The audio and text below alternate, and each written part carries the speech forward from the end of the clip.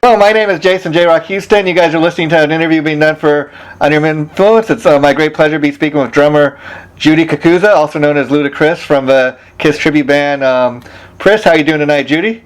I'm doing great. And how are you? I'm doing great, and what I wanted to share with the people is last time you did an interview with me for this was around 2013, and in setting up the interview for tonight, when I first emailed you a couple weeks ago, you were sharing with me that your two favorite Kiss albums are Kiss Alive and Double Platinum. And I've talked a lot about Kiss Alive with several other people, so I thought it'd make for an interesting conversation and talk about Double Platinum for a simple fact that I thought, hey, this is kind of interesting. That's the greatest, the band's first greatest hits collection. So, and if you think about it, Judy, a lot of those songs are still in the Kiss set list. So, I guess why don't you share with us, why that album had such a huge impact on you? It's kind of a funny story because I don't want to catch flack for this, but originally I wasn't a huge Kiss fan when I was a kid. I didn't have older siblings, and so we kind of go to the store and look at album covers, and I grew up in New Jersey, and it's like the Ramones and Blondie and stuff like that, and the cover of Double Platinum, just kind of caught my eye, and ironically, it was kind of just something I picked out as a band, like this looks cool, and took it home, and then that's how I started, liking Kiss.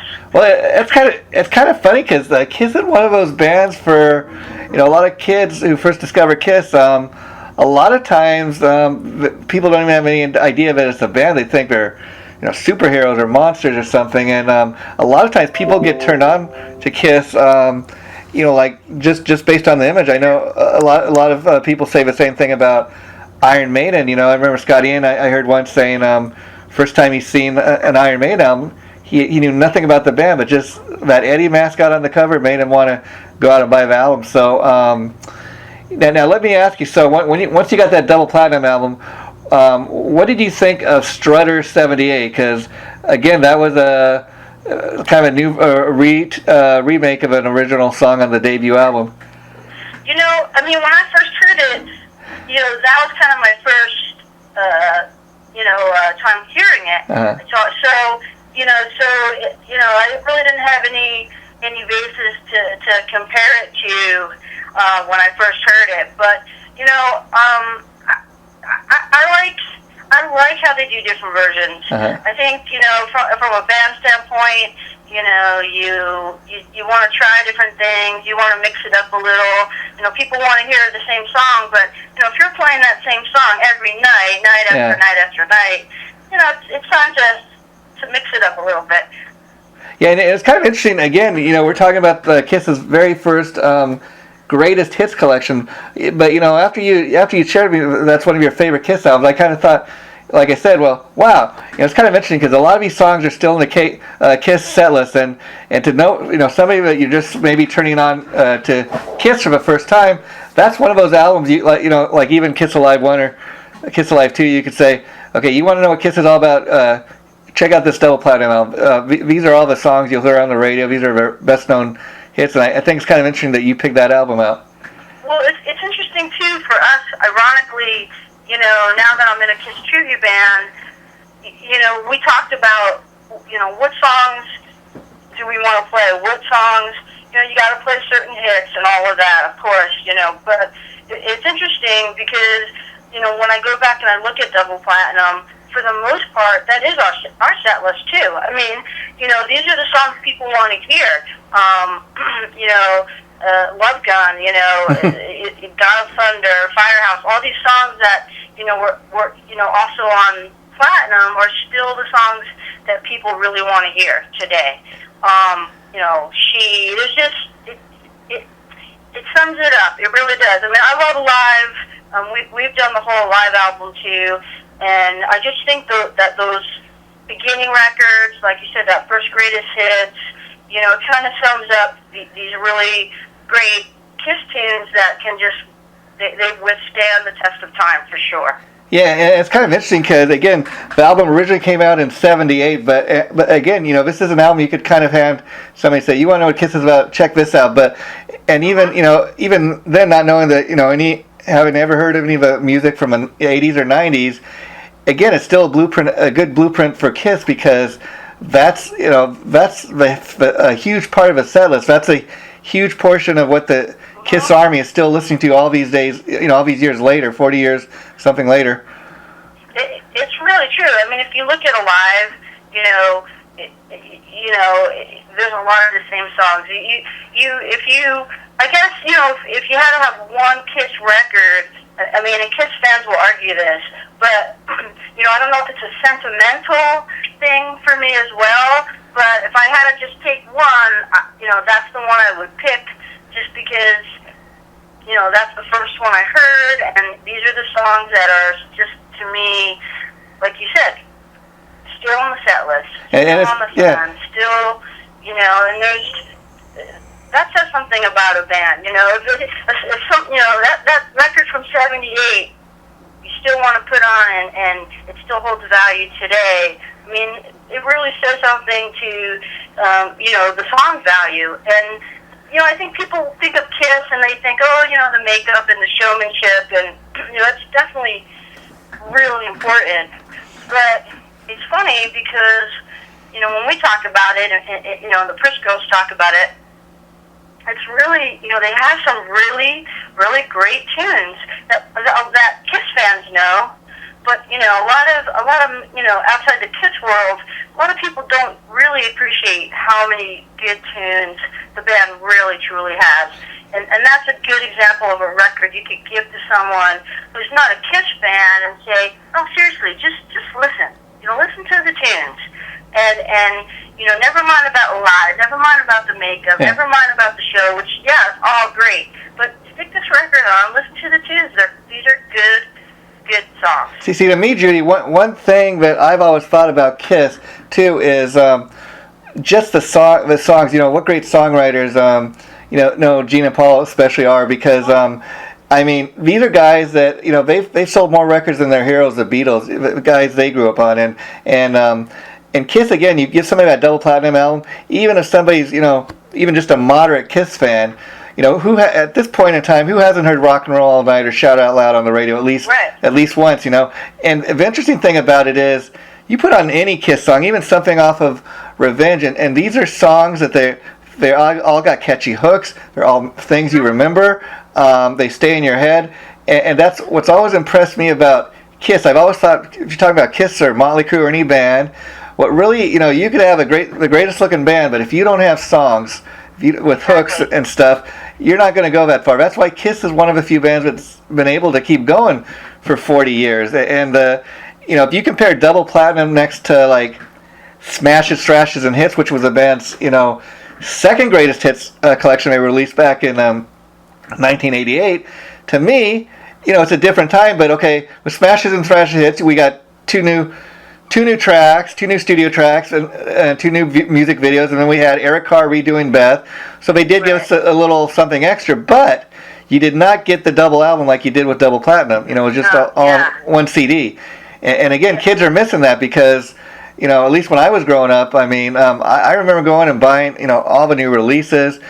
A lot of kids today, what's a record? What's a record store? And that's a real shame, to me. I think it really is a shame, because, again, I have such strong memories of these early bands by, again, I don't have older siblings, my parents listened to, like, the Righteous Brothers, there was, like, no, and I would just go in the store, so, be able to pick up that record and look at it and just say, there's something about this that makes me want to buy it, and just listen to the tunes, holding that double fold open platinum, cover in your hand, it just, there's just something of value to it. I don't want to sound like old lady, but these days, you pop something on iTunes, but to be able to have that, that feel, that touch of the record, to feel, to look at it, it's like all of your senses are getting to, kind of participate in that experience of listening to that record. Oh yeah, talking about an album like Double Platinum again, it's almost like, that's the soundtrack to my life as far as like a Kiss fan, and I'll tell you what I mean. Okay, you compare Double Platinum to like Kiss Alive 1. Okay, Kiss, those first 3 studio albums, they didn't really sell well. Nobody really knew who Kiss was until Kiss Alive was released and kind of took off. And then again, you're talking about it. Okay, that was basically the first 3, albums, but with songs performed live. And then it's kind of interesting. By the time it got to Alive 2, a lot of those songs off Alive 1 were still in the set, and that's why I understand they did the side 4 with the studio tracks. I see. Yeah. I did not know that. I've learned something new here tonight. Yeah. And I got to ask you about that. Talking about those studio songs on Alive 2, because I know you guys have played a couple times on the Kiss cruise, and I believe last time you had Bob Cilic play on there with you. I got to ask you, what was that like? Well, we played a couple times with Bob now, and super cool guy. We feel really lucky. The first time we did the Kiss cruise, it was like a contest thing we won, and we did this pre-party, and we actually played with Bruce Kulick. Wow. And so that was so cool. We played about 5 tunes with him, and then the next year, we got asked back, and we're super excited. And they said, hey, you want to play with his brother Bob? And so Bob came down and came down to rehearse with us, and just a super great guy, cool guy. Came on in the room, let's jam, fun time, and he very gracious, super talented guy. It's a great feeling to be in a room with somebody that has all of this history and experience, and just he's such a down-to-earth guy. Oh, yeah. And, hey, what do you guys want to do? You want to try this? And, let's try that way. Or, hey, I really like how you did this. And, open to just making it fun, making it a good show. And we recently were able to play with him again. He actually, he is part of this, it's called Kiss Night Las Vegas. Okay. And they do, I guess they do this every year, and it's a fundraiser for the Clark County Music Foundation for the schools out in the Clark County, Nevada. And so Bob got asked to do it this year, and he actually told the promoter, you know what, you got to get the PRISS girls, and then I'll play with them. So it's really nice of the guy, to mention us. So we went out there, and we did a set, and then we played. I think we played about 6 or 7 songs again with Bob, and great guy. And hopefully we'll play more. He definitely mentioned he would love to, do this again, and so fingers crossed. Hopefully you'll see us playing with Bob again soon. And now let me ask you, what's it like as a Kiss fan to meet a guy that's actually played on some Kiss albums and get up there on stage and play with the guy? I mean, that must be an ultimate experience, I would think.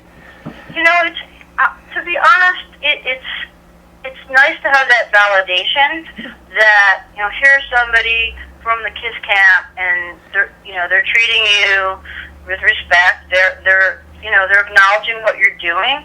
There's no put downs. There's no, some bands don't like tribute bands tributing them, but he really makes you feel like, kind of how I guess Kiss makes you feel. Come out, have a good time. It's it's about the music, and this is a really good cause. So every time we interact with Bob, it's just been very positive. Real exciting for him, ask him stories. Hey, what happened here? Or, just to be able to sit there and have him kind of talk to you about, what went on behind the scenes a little bit. You feel really, really very fortunate to have that experience with somebody like that. And you guys to me are like living the ultimate dream. I mean, in the sense that you and your bandmates, are Kiss fans, and then you put together this great little tribute band. You're keeping the Kiss legacy alive by playing the music. But like you were saying, Judy, that besides Bob Cilic, I know you've really got the Kiss seal of approval. Like we were saying earlier, you played a couple times on the Kiss cruise. So I want to ask you about that. Did the Kiss organization contact you guys? Did you have to enter a contest? How did you initially? The first one, honestly, was that Kiss was holding a contest. They were going to have, for the first time ever, a Kiss tribute band perform on the cruise. And so, it was this open submission thing, and, we thought, we'll never get it. There's thousands of Kiss tribute bands. Yeah. It was open, from around the world. So we submitted, and a couple months went by, no one thought of anything. And then one day we get this, Jen gets this email of, oh my God, you guys, we're one of the finalists, and we got narrowed down to 10. And then Kiss was going to pick from that 10 the 3 finalists, and then they were going to let the Kiss cruise fans vote. So at that point, we were just thrilled to be in the top 10. Oh, how cool is that? Yeah. Yeah, you don't really think you're gonna get it. You can't. I've been in the music business a long time. You're happy, that's cool, but it's the music business. Yeah. And then we ended up being in the top 3. So that was cool because Kiss picked the top 3. Mm-hmm. So we felt really fortunate to be included, that they thought enough of us to do that, and then we did get voted on by the fans. So the first year we played just one show on kickoff, and it was phenomenal. It has done so much for the band. We've met such wonderful Kiss fans from around the world. Wow. Families, all ages, and it really was a great experience for the band. But just, as a person, I feel, just how lucky to be exposed to more people who enjoy music and are Kiss fans, and they asked us back for the second year, and we played a pre-party. We did Dress to Kill album. Wow. Which was really fun. We dressed in the suits and all that. How cool is that? Great. It was just great. The Kiss fans, were so gracious to us. We sold out of merch. We sold out, I think, the second day of all of our stuff. And again, we still email with all of those people. We still talk to them. A couple of them we've actually gotten to be really close friends with. Some people back in New York, and so it was a really great experience. And we hope to hopefully be part of it again someday. How cool is that? Now let me ask you. This may sound like a silly question, but I've never been on a cruise ship myself, so I was just kind of curious. Performing on a moving ship in the middle of the sea, is that any different than? It's interesting. It's such a huge ship. There are times where you can kind of feel it moving. Yeah. But I really didn't notice anything when we were playing. The second cruise we played, the last night we played was out on the outside on the deck, and it was super windy. Mm-hmm. So that was a little difficult because I don't know if I could feel the boat moving more as more as that, it's so windy, your cymbals are moving, your hair is whipping around. Yeah. But what was interesting was I believe it was the first cruise that we were on, Kiss plays, and they play these at a very small, it's a cruise ship. Yeah. And so you get to, they break it up when the guests get to go, and we got to go and see them in this fairly small, really cool, intimate venue. And the night we were there, we had hit some rough weather, and it was you could feel that. And I remember Paul Stanley made a comment about, well, the boat is a-rockin'. So I guess, we were very fortunate that the winds and the high seas didn't affect us. Knock on wood, if we go back, it will again. Yeah, that's cool. And another thing I want to talk a bit about was talking about getting official Kiss seal approvals. I know a couple years before that, you guys actually appeared on Gene Simmons' Family Jewel. How did that come about? They just contacted us. That's cool. They, out in LA, and they contacted us and said, hey, would you guys be interested? And, of course, we said, yeah. It was a really fun episode. Ironically, we didn't meet any of the guys from Kiss at that time. Yeah. But we did meet. They had Shannon come down, and we put her in jean makeup, and she ended up singing with us. So really fun. Really, I have to say, she was, just down to earth. Again, really nice person. Had a great time, going through the tunes and singing. Her sister was there, Tracy, and Nick came, and sometimes we still, we'll get a tweet or a little message from Shannon, hey, how you guys doing? Or, we saw you here or something. So it's all been a very, very positive experience for us. You can't really ask for anything more. Yeah, if you want to take us on tour with them, which, we'd be happy to do. And I know these days, Judy, you're living in Arizona, so I got to ask, what's currently going on with PRISS? Are you guys kind of on hiatus or taking a break, or do you still have some... I had some family stuff, which brought me out to Tucson, but, most of the shows that PRISS... that we play in PRISS, and honestly, most of the shows I do these days are flyouts. Okay. So it doesn't really matter where you're flying from. When we have troop tours or something longer, I'll just come back to LA and make sure we kind of run through stuff before we head out, overseas or on something. But at this point, most of these tunes we've been playing now for several years.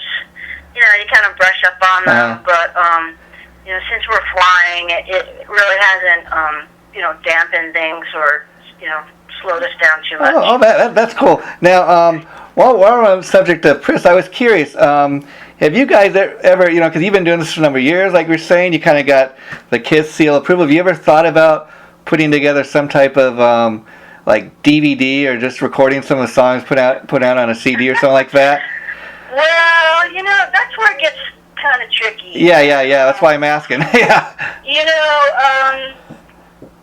Once you start getting into recordings, CDs, music, you're talking about, publishing rights, royalties, things like that. And, what we figure is, why push it? Yeah. Why push our luck? I hear you. We seem to be liked, we get good gigs, we've done a lot of stuff with them, so, let's not cross that line. I hear you. That's the reason I ask, is some bands actually have, taken it that far, and as far as these tribute bands, and, sometimes it works, sometimes it doesn't. I was just kind of curious what your thought of. Now, as far as PRISS, I was curious, how long, when you guys do a show, does it take for you, Judy, to get dressed up like Peter Criss and your makeup and all? It takes a good hour. I mean, for most of us, we can get it. I would say if I had to, I could probably cut it down to like 45, 50 minutes. For me, I think Loa who is our doll, Stanley, and I have it easier than Jen and Andrea. Yeah. So for us, it's about 45, 50 minutes. But with Jennifer, who's our Lise Freely, and Andrea, who's our Gene Simmons, Simone, excuse me. Yeah. Those guys, it is a solid hour, 15 minutes in that range to get all that, the makeup done, and it's very, well, they want it to be perfect, so it's very time consuming, but, Yeah, and it takes a little bit of time getting it off Yeah, afterwards. yeah, oh yeah. So, but yeah, about an hour. Wow. Yeah, I never really stopped to think about that because people just typically think, oh, how long does it take you to put on? And they just assume it comes right off. But yeah, that must take a little bit of time too, getting it to come off. You know, it's tough because sometimes we'll play other shows or benefits, and you know, we can't always see the bands before us because you know it really takes that prep time of at least an hour and a half. You know, for everyone to get ready. I mean, you know, Andrea has, you know, this elaborate costume she's got and the wings. Yeah. And, you know, I kind of have it easy. I'm, you know, I kind of have it the easiest, I think, in Moa and I. But, you know, it's the boots, it's the whole process to get going. Yeah, and let me ask, do you typically get made up like at your house or something before and show up that way to the gig, or do you wait till you get to the venue and then usually get made up? We prefer to wait to the venue. You know, and most of the time that's not really an issue. Yeah.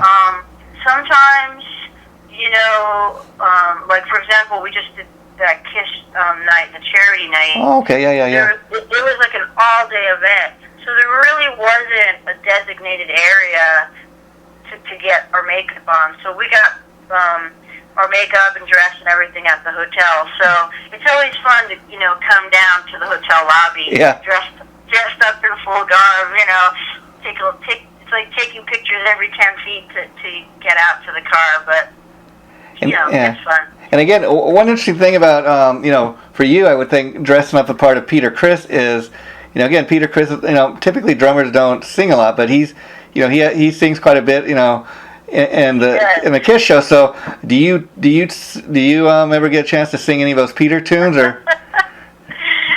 Well, you know, I try not to sing, honestly, but typically I'll usually do Black Diamond. Okay. Sometimes we'll throw in Hard Luck Woman. When we did the Dress to Kill, we did Getaway. You know, we get asked to do Beth, but I'm like, come on. Yeah. You know, I'm not really a singer, so that's why I prefer to be behind my drum set. I don't want to come out front and you know, do the shenanigans and you know, and then I'll sing backgrounds and stuff. Yeah, that's why I was asking that. Yeah, you know, and again, that's another thing I always loved about Kiss was, I mean, typically Gene and Paul do most of the lead singing, but you know, originally had, you know, Peter and, you know, they had all four guys that sang, which I always thought was cool. And then even when they got Eric Carr in the band, you know, he sang the backgrounds. He did Black Diamond and Nothing to Lose in concert, and even Eric Singer, nobody knew he could sing actually before he joined Kiss, and now he's doing Beth and Black Diamond and some of those other Peter tunes. So, you know, I heard he put out a CD with his Eric Singer project. I just love that. It was very underrated, but I think he's just a remarkable singer in his own right too. Well, you know, I'll tell you, actually, we have a little bit of a history with Eric Singer because years ago, when I was in Betty Blowtorch, Eric Singer played drums in this band called Glam Nation. Oh, and we actually did a lot of shit, not a lot, but, you know, we did a fair amount of shows together. Yeah. So, Eric actually, you know, knows, you know, Sharon and I from Betty Blowtorch, and when Sharon was in PRISS, obviously, you know, he knew us. So, he really is a super talented guy, very underrated. Not only is he an amazing drummer, but he can sing. That guy has some serious pipes on him. So, you know, it's really great to see somebody like that who, nice guy, worked really hard, really talented, you know, to be in Kiss, you know, like, we were like just excited for him, and you know, he, like you said, he can do it all. I mean, he sings great. You don't realize, you know, how he could be a lead singer. I mean, there's no doubt about it, and just a great drummer on top of it. I mean, one of my favorite moments on you know, Kiss Unplugged is the song "Nothing to Lose," where Gene and Peter all traded off on lead vocals. When you got the two, you know, him and Peter, you know, on two separate drum kits, I just thought, man, I'd never seen anything like that. Pretty cool. Yeah, pretty cool. And you know, it's surprising sometimes that people, hey, drummers, they can sing, or, I'll tell you, from the drummer standpoint, you always get the crappy mic. Yeah. You always get like, it's the drummer, Yeah. You always get the mic stand that swings all over the place. So, it was never really, I never really liked to do it because it was like such a hassle, Yeah. And I laugh because we have a road guy, James, who comes with us a lot, and I laugh and I say, well, hey man, you gotta do the mic thing for me like they did for Peter and now they're doing for Eric, He gives me dirty looks, Wow. But, and so I got to ask you, besides PRISS, do you have any other original projects that you're currently involved with? These days, as far as original stuff, not too much original stuff. There's always talk of Betty Blowtorch doing some more shows here and there. Uh-huh. We did some reunion shows on the 10th anniversary of Bianca's passing, and it was really fun. So, we've been chatting about maybe doing some stuff soon. I play in PRISS, and I actually am really fortunate, really excited about this. Kind of met up with the girls from Hell's Bells, and they have this alter ego band, or however you want to call it, called Bells Bent for Leather. It's Judas Priest tunes. So wow. I'm actually playing with the Hell's Bells girls in Bells Bent for Leather now too. So how cool is that? Wow. I've actually seen their Facebook pages, and well, maybe you talk to your bandmates, and maybe I talk to you guys and do an interview with all of you about that. That'd be cool. But I'm glad you're keeping busy. And I guess the very last thing I'd like to get your opinion on before I let you go is sure. I got to ask you if you've seen the Kiss and Scooby Doo animated movie, and what your thoughts are on that. You know what? Okay, so let me just tell you that, while I'm here in Tucson, I actually got a job running kind of the after-school programs at a school. And one of the reasons I got the job also is that I've been expanding the music program. So the kids at school all know about PRISS. Wow. And for the last, I think 3 or 4 years now, every year, PRISS comes out and we play a benefit for our school. Oh, I love that. That's so cool. It's awesome. And last year we had the kids, we had it all ages. Club Congress here in Tucson, awesome place. They give us the night for our fundraiser for the school. And so last year what we did is we had it all ages, and we had all the music students who wanted to. They came and performed. So I'm teaching a lot of drum lessons here in Tucson now. Wow. So we had like a drum circle, and we had the keyboards and the piano players. We had a guitar thing. We had a rock band. And all these kids played before us. So it was so funny because when the Kiss Meets Scooby Doo thing came out, kids were coming up to me going, your band is on Scooby Doo. And they saw it. They really, they're young kids. Yeah. They were so excited that, and their parents are coming up to me saying, my kids follow me around the store with this DVD, telling me I have to buy it because it's Judy's band. And they're trying to explain, well, that's Kiss. It's not really. So I've heard it. I have not seen it yet. And my little nephew, he's 5 now, is a huge Scooby Doo fan. So I promised him we have a break coming up, fall break, that I'm gonna get the DVD and him and I are gonna watch the Scooby Doo Kiss DVD. Yeah, well, I can tell you it's readily available. You get it at Target, Walmart, Amazon, all those places. But just before I let you go, I'll tell you a couple things about the movie. I mean, I loved it myself. I mean, even as a Kiss fan, again back in 1978, I loved Kiss Meets the Phantom for what it was. But this is that's awesome. But this is totally a different thing. I mean, I would say this is more modern, up to date, and it doesn't come across as quite as campy. But I forget the name of the song, but you could probably look this up online. They actually did have this new little original song. It's just for a few seconds in there, and then they have 6 classic Kiss tunes. So you get a little something there, and a new tune. We're gonna have to learn it for the benefit this year. Then I guess. I mean, it's just a few seconds long, but it's called like My Ass Goff or something, and but you can look it up online. I'm sure you can find out what the title is, and then they have like 6 classic Kiss tunes, like Shout It Out Loud. And the thing I loved about the characterization, the band, I mean, it really looks like the guys. It's their actual voice. They have nobody else doing the voices like in Kiss Meets the Famine. But the character I really love the most is they got a Doc McGee cartoon figure in there, and it looks so much like Doc, and I think it's actually his voice, but they got it so dead on as far as Doc McGee.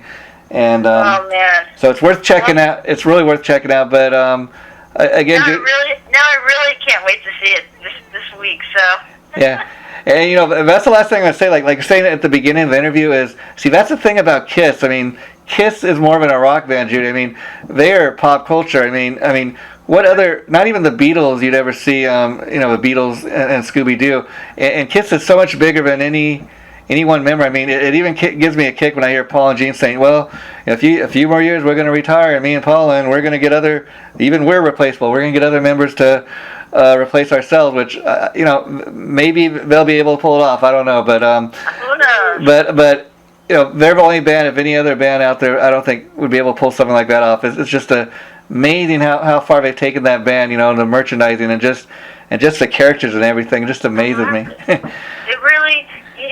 and even, I think that, people who are like, Kiss, they don't realize, like I said, that there's so many levels or layers to what Kiss has contributed to music. There's showmanship, there's the show, there's the campiness, there's the marketing value, there's the tunes, and there's a lot of great musicians and producers who have worked with Kiss and been with Kiss and moved on. I mean, and whether you're really a Kiss fan or not a Kiss fan, you really have to take, if you're being objective and you're looking, what band has over this time span, continued, evolved. Like you said, you go back to Double Platinum, those songs are awesome. They're still great today, and influenced so many people, and not just, hey, I want to sound like this band, but by their writing, by their showmanship, by their marketing, by their business ethics, they've really, really, you got to give them props for all the multi-layers that Kiss has really contributed to music. And I'm going to end the interview on this note. I want to give you and our listeners something to think about. Okay, I mean, Kiss again is one of only, I think they're the only band that's ever put out. I mean, who would think to put out, Kiss My Ass toilet paper? But you know what? And then people say, oh, I can't believe that they're marketing that.